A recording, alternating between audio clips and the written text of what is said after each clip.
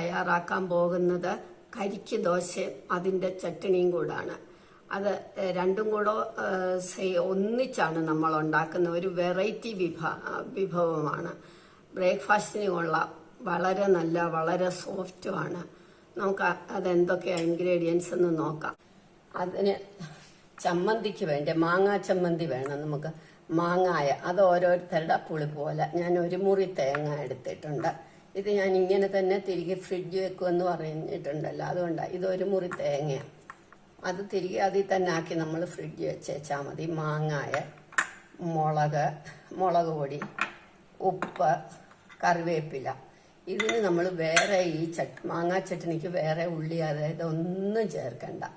പിന്നെ കരിക്ക് ദോശയ്ക്കാണെങ്കിൽ ഞാൻ 1 കപ്പ് അരി ഓവർനൈറ്റ് കുതിർത്ത് വെച്ചിരിക്കുക. ഇതിനി അരയ്ക്കണം. ഇത് കരിക്കില്ലെങ്കിൽ ഇളം തേങ്ങ എടുത്താലും മതി. ഇനി നമുക്കിത് ആദ്യം ചട്നി അരച്ചുകൊണ്ട് വരാം. നമ്മുടെ ചട്നി റെഡിയായി. ഇതിവിടെ ഇരിക്കട്ടെ, ആദ്യം ഇരിക്കട്ടെ. ഇനി നമ്മൾ കരിക്ക് ദോശയ്ക്ക് വേണ്ടിയുള്ള കരിക്കും അരി എടുക്കണം. അത് കരിക്ക് ഇങ്ങനെ പാകത്തിന് കരിക്കെടുക്കണം. ഞാൻ മുഴുവനും എടുത്ത് വെച്ചെന്നുള്ളതേ ഉള്ളൂ.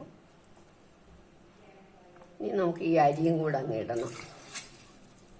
എന്നിട്ട് നല്ല വെണ്ണ പോലെ അരയ്ക്കണം.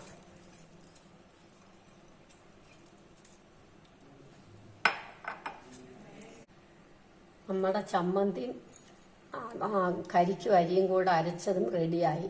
ഇനി അത് നമുക്ക് ദോശ ഉണ്ടാക്കാം. എങ്ങനെയാണെന്ന് കാണിക്കാം. നമുക്ക് ദോശ ഒഴിക്കാം.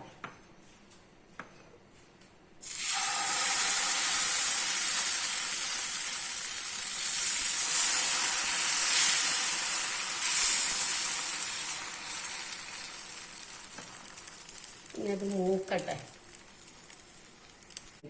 ായോന്ന് വളരെ ശ്രദ്ധിച്ചെടുക്കണം, അല്ലെങ്കിൽ മുറിഞ്ഞു പോകും.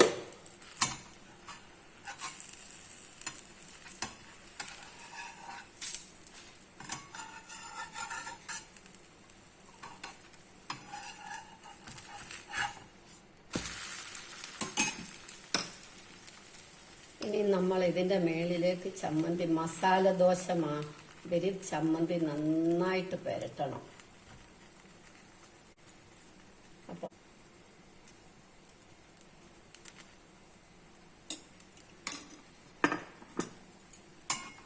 നമ്മളിത് മസാല ദോശ മാതിരി മടക്കിയെടുത്താൽ മതി.